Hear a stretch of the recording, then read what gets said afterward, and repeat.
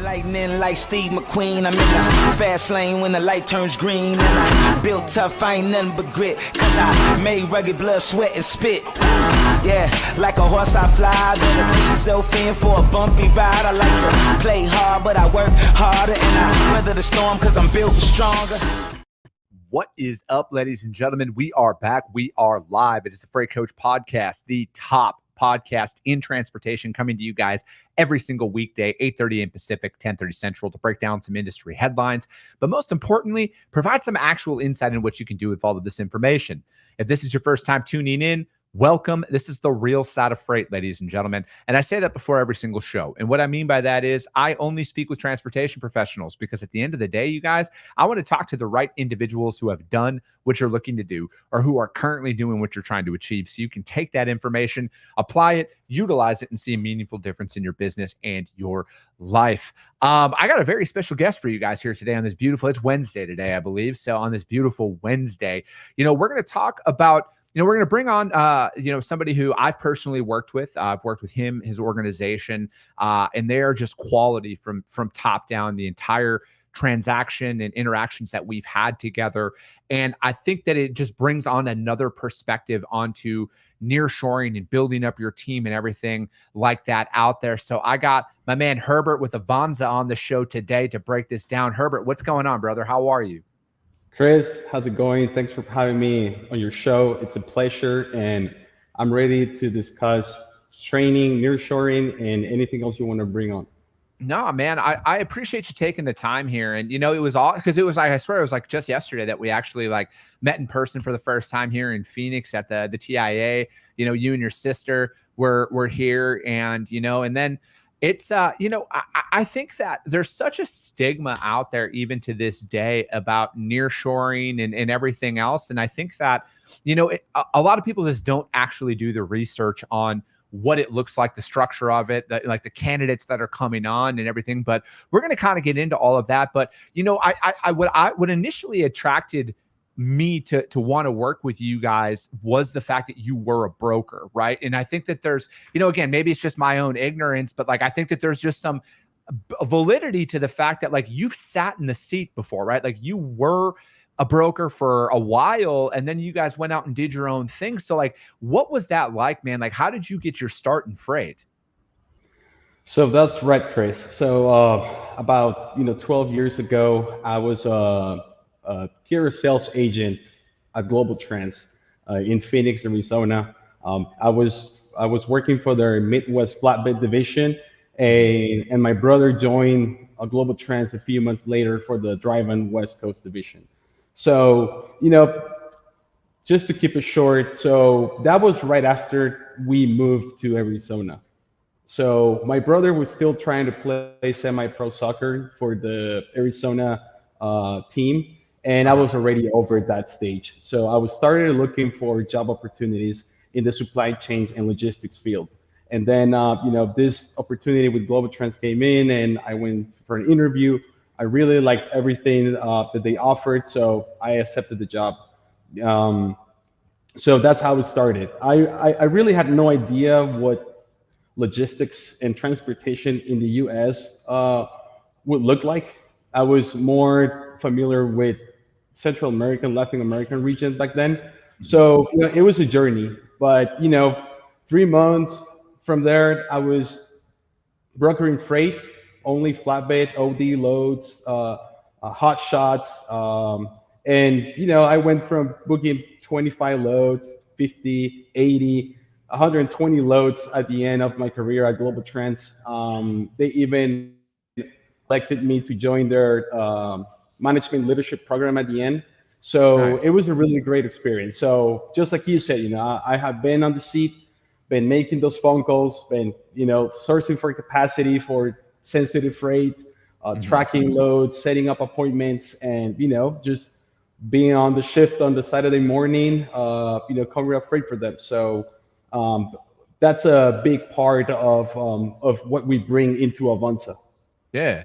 No, so what was it? Were you and your brother just kind of sitting around and you're like, let's go do this for ourselves. Let's get out there and start that because, I look at like obviously, for those of you who don't know, I mean, my wife is from Mexico originally, born and raised. She immigrated here to the United States, but we go back and forth all the time, right? Like we're down in Mexico quite a bit. I mean, her hometown is 4 hours, 3.5 hours from here in Phoenix, and and it's always I like going down there. I like experiencing that side of it, but like. I understand, like, eventually, like, I wouldn't be surprised if I end up like living down there because I believe my wife wants to move back. Yeah. But your whole family is down there in Honduras and everything. What was it where like you and your brother were just like, hey man, let's go down there and then like let's start Nearshore? Like, how did that all come about with Avanza? So, right after high school, so we graduated from El Salvador in a bilingual school. So right after high school, our very first job was on a BPO company. Okay. I think my brother was doing insurance and I was doing airlines. So we already knew the industry. 15, 20 years ago, it was mainly focused on banking, insurance, airlines, TV, and just providing that kind of ticketing and customer service solutions. So when we started working on global trends, my brother and I sat down and we were like, I think we can replicate this in the same model of BPO, rather than just staffing alone, but actually provide solutions for logistics companies.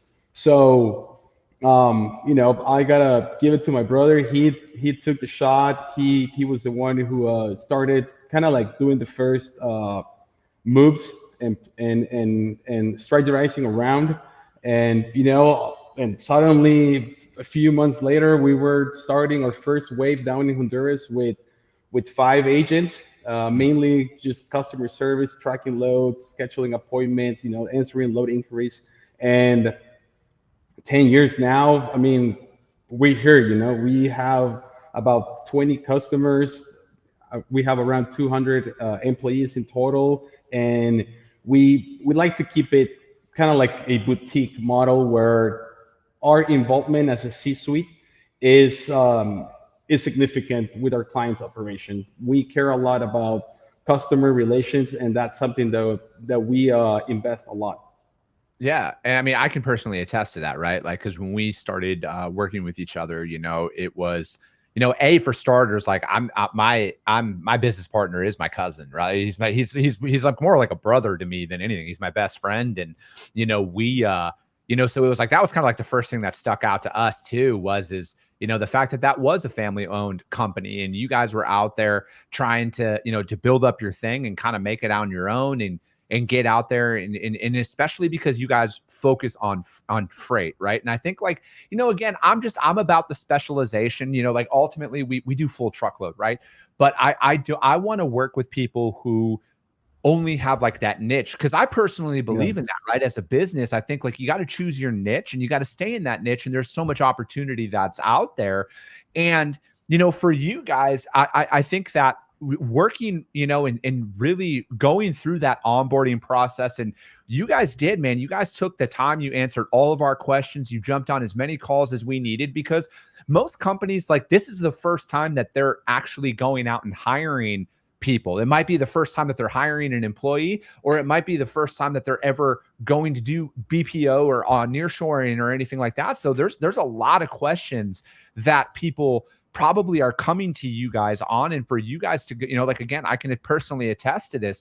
You guys were extremely thorough in that process of like answering everything that we needed to make sure that we had everything that we needed before we even started going to the candidate selection process. And I think that speaks volume of the service that you guys are looking to deliver out there in the market. And I just wanted to point that out because I feel like there's such a stigma that's out there. And, I had my friend Mia on with S-Works last week or week and a half ago or something like that. And, because I know that there is such a massive stigma that's out there, but it's because it's in freight, but like literally every single industry out there is doing that.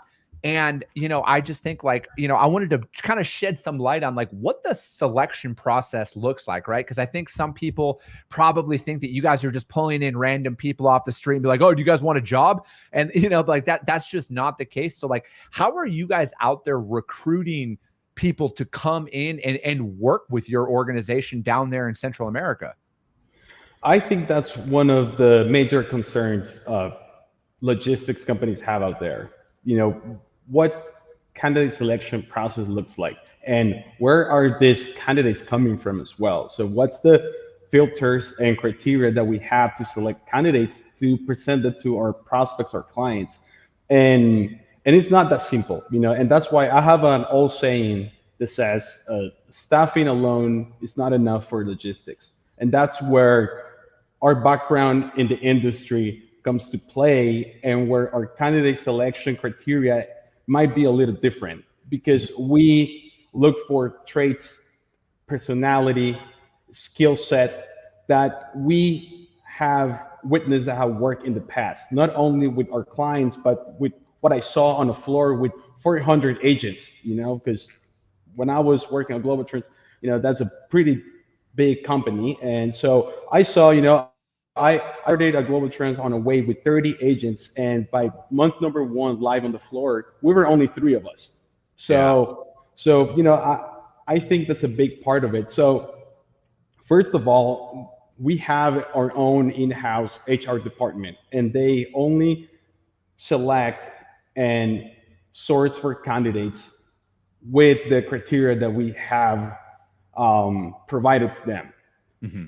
After that, it comes their interview process, and this is more like a pre-screening process where we have an interview with them before we even select them for our nesting program. Okay. So once they pass our in-house or internal screening filters, we will place them in a nesting program. And this is why we partnered up with Sync Logistics Training, that has been a terrific partner for us. And it has elevated our training operations a lot. And so we have them going over the logistics industry, like the basics, the players in logistics, basic terminology, like concepts. Then we switch over to track and tracing, customer service, and customer relations. So we have all of these candidates ready when our clients or new clients need candidates, then we will present them to them.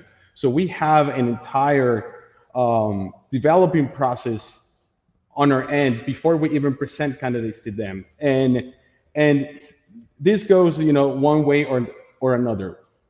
We try to find people with industry experience. That's ideal. If they're past our filters and they have the work ethic that we're looking for, then we hire them automatically and they go into a nesting program. And if we find other candidates who have really strong background in customer service, operations within other industries, and they pass our filters, we will also hire them right away. Mm-hmm. So once that's done, we will present them to our clients.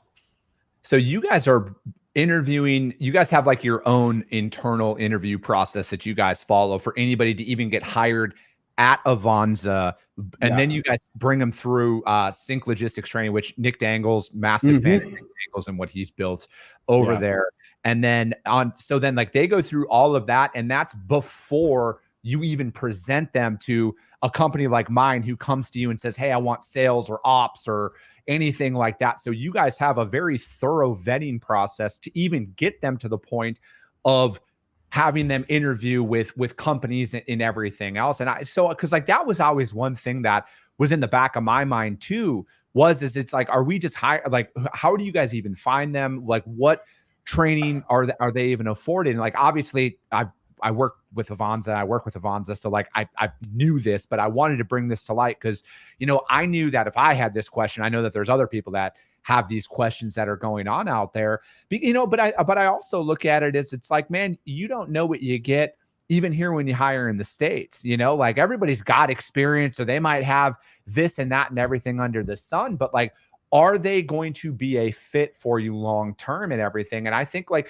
hiring people are, it's a risk no matter what, whether it's here locally or if it's near shore through a BPO, whatever that looks like. It's always going to be a risk, but Yes. knowing that you guys have a very thorough process that you guys follow for literally everybody before you even present them to any of your guys' clients, I think that clears up a lot, right? And then especially if they have logistics experience or they have sales experience or customer service experience to come on, to where it's like you're not just bringing people on that are, not like, fresh out of college per se, but they actually have work experience out Hmm. there before you guys even bring them in. Correct. And we like to be transparent and set expectations, and just like we did with you, we do everything in our hands to provide you with the best talent out there. Mhm. But there's always a percentage where they might work for a few months and then something happens. So and the where's the difference is that you are trusting us, our selection process, and our candidate selection process. Mhm. So we have to go extra. We have to go above and beyond. It's not the same like if you hire someone for yourself and something goes wrong. You're like, okay, it's my company, it's my HR department. Like, okay, we picked wrong. Mhm. But when you are given that power to a third party provider and they do it wrong, then it's different. It is a bitter taste, and Yeah. you're like, man, I don't know if they're selecting the right candidates. I don't know if they're doing it the right way. So we have to go extra. We do this. That's why we keep forecasting what our clients are doing in the month to month, where their needs are going, and we also forecast our prospects. So that's how we kind of like organize or pull up talent. So we have an X amount of candidates training for customer service, load tracking, building loads appointment, accepting tenders, getting knowledgeable with third-party platforms for tracking and setting up appointments, with TMS and all that. And then we have another candidates, getting ready for brokering loads for sales. So when our clients need more talent, then we have specific people ready for each role up there.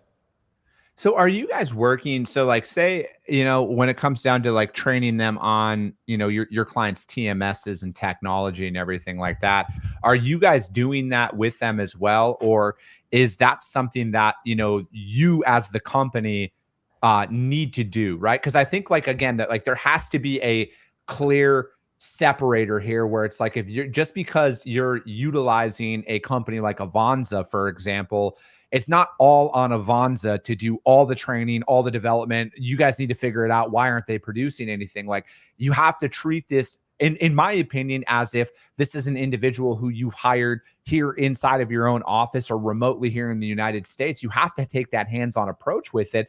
And again, like I've said this before, and I'm going to say it again, like these individuals, like they are a direct reflection of my company out there. So why wouldn't you want to invest the time and the effort to work with them to make sure that they are adhering to the standards that you as a company want to put out there into the market?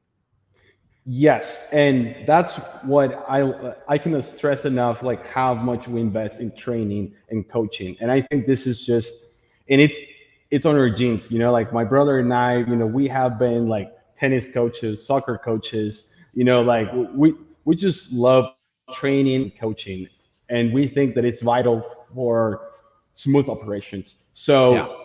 So when it comes with our clients, let's say one of them needs five customer service agents. So we have powered by Sync. We have our own customer service training program for them. But we go with their clients and be like, hey, what TMS do you utilize? What third-party scheduling appointment platforms do you use? What tracking apps are you currently using?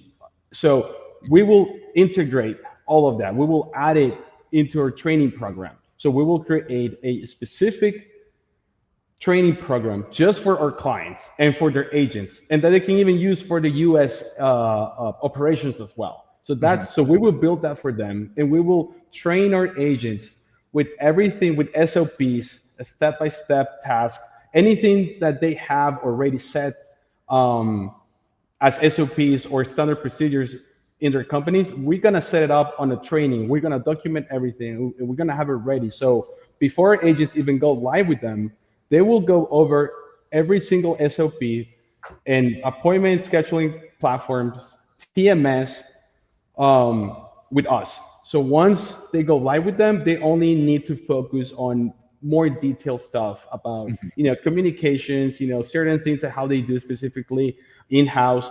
But what we're trying to achieve with this is reduce the amount of time they need to spend in training with the agents, and also shrink the adaptation process when agents go live with them.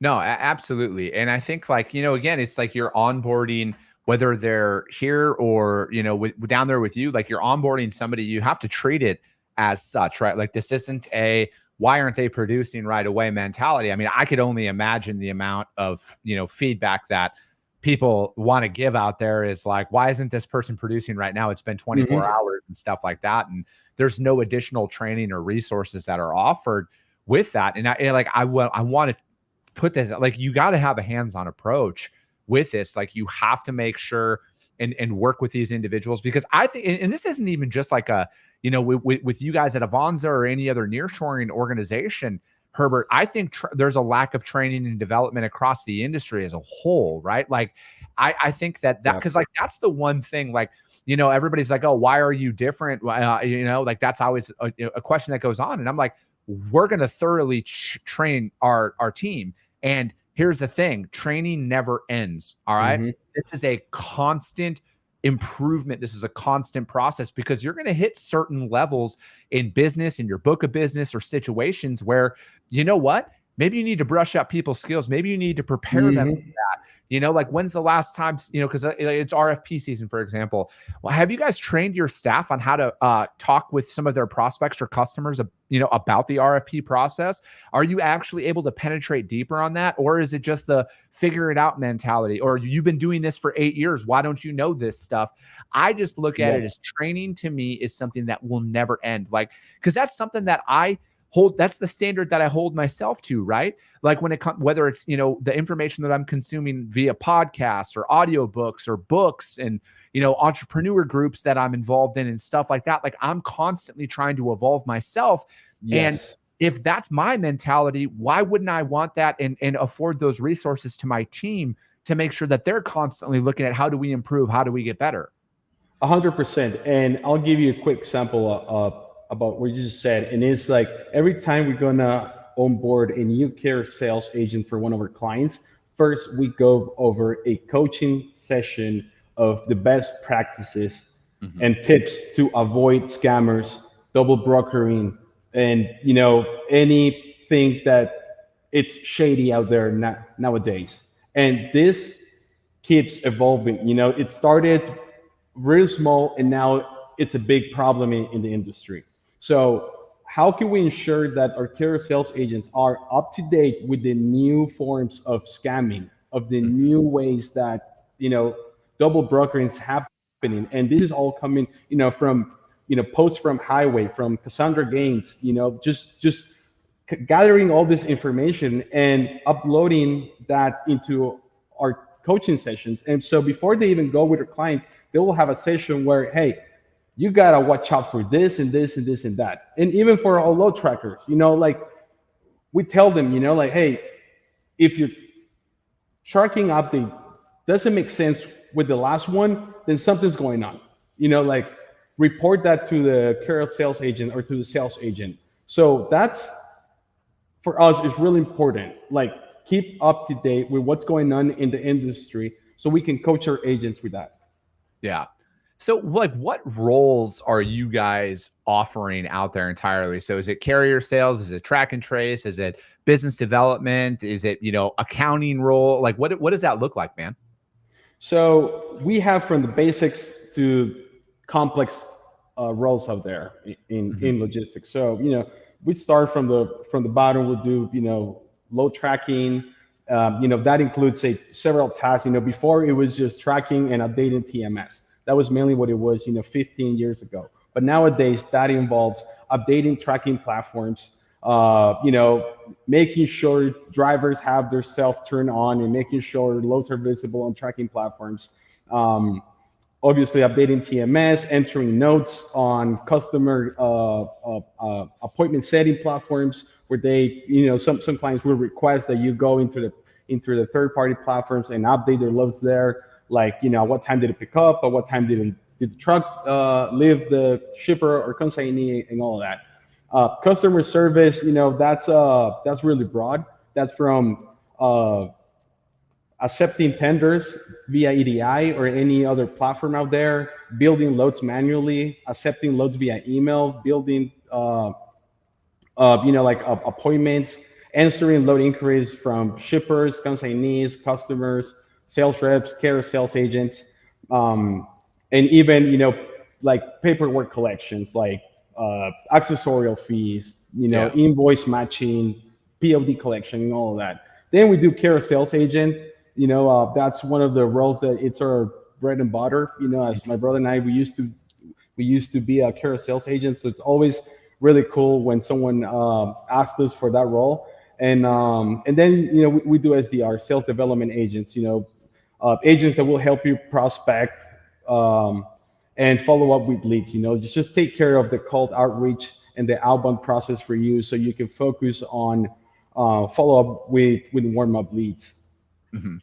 No, I like what you said there. Like, you guys know what your bread and butter is as well, right? Because especially with you guys being out there as carrier sales reps and everything else, like because I personally think operations is the most. That's another part of the business that is just like it's so overlooked, right? Because everybody wants to focus on sales, right? And I get it, Yep. right? I understand you need revenue to run your business, but like I also want to challenge everybody this. Like, you can have 1,000 loads on your board, but if you don't have anybody to effectively cover them, like, are you in a better position or not, right?